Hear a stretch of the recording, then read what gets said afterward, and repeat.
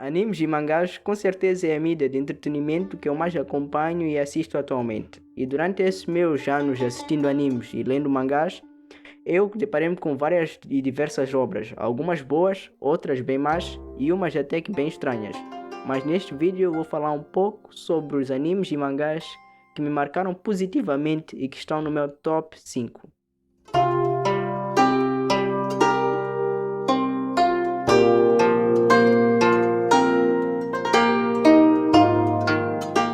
Bom, vale a pena ressaltar que esta lista baseia-se unicamente e totalmente na minha opinião. Sendo assim, se o seu anime favorito não estiver nessa lista, não vem dizer mal nos comentários. E com isto, abrimos o nosso top 5 com... Em quinto lugar ficou Hunter x Hunter, com certeza é muito merecido. Este mesmo Hunter x Hunter que eu assisti recentemente, só vocês verem, eu terminei Hunter x Hunter faz alguns meses e já está aqui no meu top 5. Mas bom, Hunter x Hunter fala sobre a história de um rapaz chamado Gon, que foi abandonado pelo seu pai que fugiu para viver como um caçador, que no anime são como pessoas que viajam pelo mundo tendo aventuras e descobrindo novas terras e tal. Então Gon decide que iria em busca de seu pai e iria se tornar um caçador para descobrir por que seu pai o decidiu abandonar e se tornar caçador. A partir dali Gon vai conquistar amigos tendo vários confrontos e a partir dali somos introduzidos a um mundo incrível e diversificado de Hunter x Hunter e o seu sistema de poder extremamente complexo, que para mim é uma das melhores coisas de Hunter x Hunter. Tudo em Hunter x Hunter é basicamente perfeito, desde os personagens até o sistema de poder, ver o desenvolvimento do Gon ao decorrer do anime, além do destaque que o autor dá para outros personagens além do protagonista. É só tu ver no arco de York, que basicamente Gon e Killua não apareceram neste arco. Este arco foi totalmente protagonizado e unicamente pelo Kurapika. Isto é uma coisa que nunca vi em outros mangás do gênero, e se vi, não foi tão bem feito como foi feito em Hunter x Hunter. Além disso, as formas como os arcos são construídos em Hunter x Hunter é muito fora do convencional, no gênero que ele é. É só tu pegar um dos maiores arcos de Hunter x Hunter, o arco de York e o arco das Formigas Quimera. Estes dois arcos têm algo em comum. As lutas principais não foram o final do arco, como a gente está habituado em outros mangás shonen. Ainda aconteceu um montão de coisas depois dessas lutas, e eu achei isso ótimo. O sistema de poder é uma das coisas muito bem trabalhada na obra. Todas as classes, variantes, tipos de Nen, maneiras de como usar técnicas variadas é uma coisa muito bem feita e com extremo cuidado. E por fim, os vilões, que é onde Hunter x Hunter se destaca da maioria dos animes shonen. Togashi é muito bom em construir vilões marcantes, bem desenvolvidos. Vilões como o Hisoka, o Chrollo e o Meruem torna o anime muito interessante e bem legal de se assistir. Ver como esses personagens são construídos e a evolução que eles têm, tanto em quesito poderes como em quesito personalidade, é impecável. Super recomendo Hunter x Hunter para qualquer pessoa. Dito isto, vamos para a quarta colocação. Em quarto lugar, outro mangá que li recentemente. Um dos mangás que mais me fizeram refletir nesta lista. Muita gente não conhece Monster por ser uma obra meio underground, então vou dar um resumo. Monster relata a história de um médico japonês que foi viver na Alemanha após a queda do muro de Berlim. Por isso a gente vê muito dos conflitos causados por esse acontecimento ao decorrer da história. Dr. Tenma é um homem muito bem sucedido, com um ótimo cargo como neurocirurgião no hospital que ele trabalha, com direito até de ficar com a filha do dono do hospital. Até um certo dia, ele estava prestes a operar um turco que havia sofrido uma lesão no cérebro. Mas por ordem do dono do hospital, ele acabou fazendo uma operação em um executivo muito importante, deixando de lado o turco para outro médico, que acabou causando na morte do turco. Depois de ver a mulher do turco completamente em brandos, ele começou a se questionar no valor das vidas, pois o turco havia chegado em primeiro lugar no hospital, então ele deveria ter sido operado primeiro, como era a ser esperado. Mas isso não aconteceu. Com esse pensamento em mente, aconteceu mais uma situação semelhante, onde o presidente e uma criança haviam sofrido danos graves. Mas Tenma decidiu salvar a criança ao invés do presidente, pois ela havia chegado primeiro. Depois disso, a carreira dele desandou completamente. Por conta dessa decisão, ele foi despromovido pelo chefe do hospital por se negar a operar o presidente e deixar aos cuidados dos outros médicos, fazendo ele morrer por conta disso. Só que ele não sabia era que aquele garoto que ele salvou, o Johan, se tornou um dos maiores assassinos da Terra, sendo completamente a representação do anticristo mesmo até. Assim, vemos a jornada de Tenma se perdendo e descobrindo o real significado da vida para poder matar Johan. Ver os conflitos ideológicos de Tenma e Johan se enfrentando, e como toda a história é muito bem desenvolvida, isso é muito bom. Além de Monster relatar muito bem o que aconteceu naquela época após a queda do Muro de Berlim, o que dá um toque muito mais realista à obra. E a coisa que me cativou em Monster com certeza foi o Johan. Se eu dissesse que Hunter x Hunter tem os melhores vilões de um anime shonen, Monster tem o maior vilão da ficção. Eu realmente tenho medo de Johan. Toda a energia que ele transmite, juntamente com o ar de um homem simpático que esconde um monstro extremamente assustador, é muito bem construído. Toda a trajetória e a história de Johan até o momento que ele conhece Tenma e há esse conflito ideológico entre eles é muito bom. E o final desta obra, deixando em aberto o que realmente aconteceu com Johan, também foi primorosamente bom. Pois o final, mesmo sendo aberto, abre espaço para a gente imaginar o final de Johan. Mas para falar a verdade, talvez o final da obra esteja bem na nossa frente. Monster pode não ser um anime de luta e nem entrar muita ação, mas os conflitos que temos dentro da obra deixam muito interessante do que mesmo se tivéssemos lutas físicas e poderes e tal. Na minha opinião, eu acho que Monster é o anime que mais bem se encaixa em fazer um live action, e com certeza gostaria muito de assistir um remake do anime antigo e um live action dessa obra incrível. Mesmo na altura não esperando muito do mangá, hoje em dia digo com muita convicção e posso afirmar que Monster foi uma das melhores e maiores experiências que me marcou e me moldou como pessoa. Em terceiro lugar temos Gantz. Eu estou me referindo ao mangá, não necessariamente ao anime, visto que o anime não é lá essas coisas. O mangá de Gantz é uma coisa meio conturbada. Seu final é bem dividido entre os fãs, mas no geral Gantz foi uma das melhores experiências que tive lendo um mangá. Muita gente não conhece o mangá de Gantz pela fama ruim que o anime tem, mas aqui vai um resumo. Gantz é uma obra onde o protagonista é um rapaz do ensino médio chamado Kurono Kei.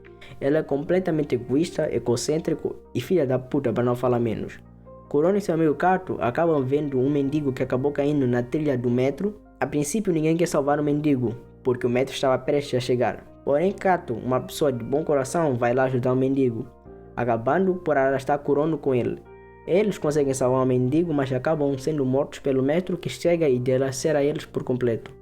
Porém, eles são transportados juntamente com um monte de pessoas até um quarto no Japão, com uma bola negra no centro, chamada Gantz. A partir daí, Gantz estaria dando ordem para eles matarem vários aliens que estariam invadindo aquele mundo.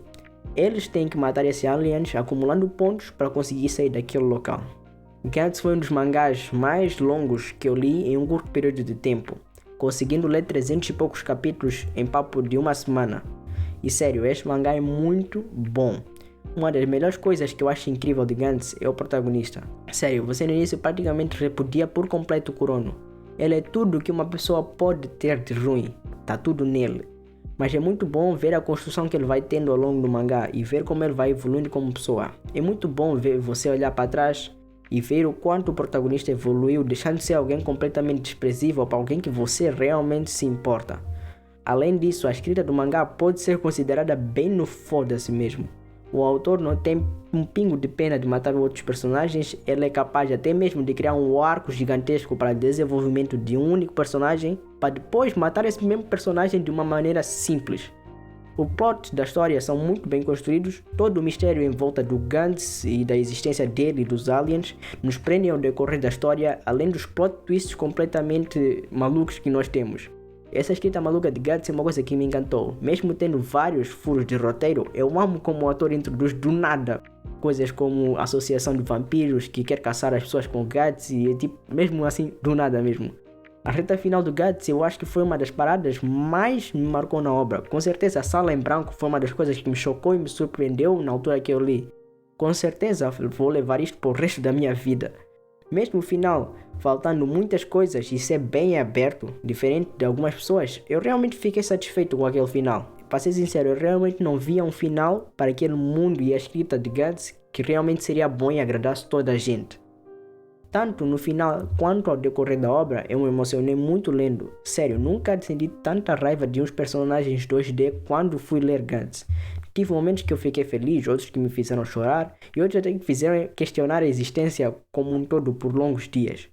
Mas com certeza, recomendo Guts para quem quiser ler e não se ligar tanto para esses pequenos erros que eu mencionei.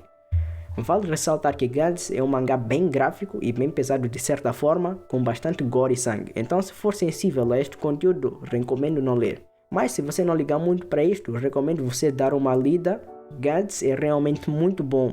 Ainda estou aguardando um anime decente para esta obra. Em segundo lugar ficou ele, o lendário Berserk. Com certeza, o melhor seinen que eu li na minha vida. Acredito que muitos de vocês devem conhecer Berserk, visto que Berserk é um dos poucos mangás seinen que não é tão underground assim. Berserk conta a história de Guts, um garoto que nasceu amaldiçoado em um mundo de fantasia chamado Midland. Guts cresce e junta-se a um bando famoso chamado Bando dos Falcões Brancos, liderado por uma figura angelical chamada de Griff. Depois de alguns acontecimentos, Guts agora é constantemente perseguido por demônios que querem e que estão atrás do estigma do sacrifício, uma marca que fica sagrando constantemente na presença deles, como sangue num oceano cheio de tubarões. Ao lado de Casca e aliados que ele encontra ao longo da história, Guts embarca em uma cansativa jornada em busca de vingança, ao mesmo tempo que ele está em uma batalha constante consigo mesmo, já que para sobreviver e proteger aqueles que ele ama, é necessário abrir mão do orgulho e do ódio que ele sente pelo inimigo. Com certeza, o mangá de Berserk é uma obra-prima, e só não está no meu top 1, porque o meu top 1 marcou muito mais que Berserk, mas que ele tem potencial para estar no top 1, ele tem. O mangá de Berserk é uma das coisas mais bem feitas que eu pude ler, desde o começo ao fim da história te faz acompanhar e querer saber o que acontece aos personagens, todo o caminho de vingança que a gente vê Guts trilhar e como isso vai fazer ele cair cada vez mais em um abismo sem fim, é muito bem trabalhado. Berserk é uma obra que desde o início é notório ver que o autor tinha tudo planejado e feito um começo, meio e fim para ela. É uma pena que nem mesmo Kentaro Miura poderá ver o final que ele planejou. Toda a história de Berserk foi uma coisa que me marcou bastante. A leitura do mangá foi uma das experiências mais legais que eu tive. Cada momento e emoção que o mangá me passou foi muito bom. Não tenho nem palavras para descrever o quão Berserk é uma obra maravilhosa. Desde os personagens até a história e ao mundo, tudo é muito bem tratado com um carinho por Kentaro Miura. Berserk trata-se de uma dark fantasy, com um monte de cenas bem grotescas e violência bem explícita. Talvez o mangá mais violento que eu pude ler. Por isso mesmo, não recomendo este mangá para quem não se dá bem com esse tipo de coisa. Mas se você quiser uma história envolvente, juntamente de personagens bem construídos, pode ler à vontade Berserk que não vai se arrepender. Chegamos finalmente no meu top 1. Este aqui é o meu queridinho. E já está meio óbvio qual seria, visto o meu canal como um todo. Só podemos estar falando obviamente de One Piece, meus amigos. One Piece é um anime que eu mais bati a cara quando fui assistir. Desde sempre eu fui daquelas pessoas que criticavam bastante One Piece pela quantidade absurda de episódios. De todas as outras vezes que eu tentei assistir One Piece, não passava nem do episódio 9. Mas depois do hype causado por One Piece entrar na Netflix, acabei cedendo e decidindo assistir One Piece. Foi aí que mordi a língua quando adorei o universo criado por Eiichiro Oda. One Piece é uma história que fala sobre um garoto chamado Monkey D. Luffy que comeu uma fruta estranha que o deu capacidades de virar um homem feito de borracha. Depois, inspirado por um grande pirata chamado Shanks, ele deseja se tornar o rei dos piratas e encontrar o tesouro lendário chamado One Piece. One Piece com certeza foi um dos animes que mais me fizeram eu me emocionar enquanto assistia. Todas as cenas de One Piece têm um grande contexto por trás e não são jogadas à toa. Tudo tem o seu propósito e objetivos. Uma história cheia de mistérios e segredos que nos são revelados pouco aos poucos. Uma coisa muito boa em One Piece é como o autor conseguiu criar um universo tão vasto e orgânico. O universo em si funciona de maneira independente. Os personagens estão sempre agindo constantemente e interagindo com o universo. Mesmo que não é mostrado por conta da perspectiva da obra ser vista dos olhos do bando do Chapéu de Palha. Mas mesmo assim, a gente vê os resultados causados pelos personagens e as suas ações. O Oda é muito bom construindo personagens, fazendo a gente ter empatia ou até ódio deles. Além disso, One Piece debate conceitos da vida real como racismo, abuso infantil, absolutismo, guerras civis e até canibalismo e muitas outras coisas, com analogias de uma forma clara, sem deixar nenhuma dúvida para quem assiste do que é certo e do que é errado. As lutas em One Piece têm sempre um contexto por trás e não são jogadas à toa. o que deixa elas ainda mais impactantes para a gente que assiste, com até mesmo conflitos ideológicos nela. A capacidade de Oda de deixar foreshadowings na obra, e você descobre que no capítulo 600 e pouco, isso já foi mencionado e vai ter uma importância para o futuro. Um personagem que você conheceu no começo e não dava nada para ele, para agora tu descobrir que o personagem é de extrema importância para a história e para o seu desenrolar, é magnífico. Ver a interação dos personagens uns com os outros também é muito boa, principalmente com os tripulantes dos Chapéus de Palha. Faz-nos querer que esses personagens apareçam de novo e de novo, porque é muito bom ver eles aparecendo, interagindo e acompanhando a jornada dos Chapéus de Palha. Ver como aos poucos todos os caminhos e pessoas e os mistérios vai tudo se expandindo, ao mesmo tempo que tudo vai se conectando e entrelaçando uns com os outros, que vai tudo resultar no final da obra. Sério, isso mostra quão bem escrita a história do anime é. Mesmo não tendo muitas mortes em One Piece, todas elas têm um enorme peso narrativo e emocional. Marcam bastante para o resto da obra e da sua vida se for preciso. Sério mesmo, é incrível como One Piece mexeu comigo e me marcou para a vida. Graças a ele pude aprender muitas coisas e valores que irei levar para o resto da minha vida. E se eu antes alguma vez falei mal do One Piece, hoje digo com convicção que foi a melhor experiência que eu tive na minha vida assistindo qualquer coisa na mídia de entretenimento.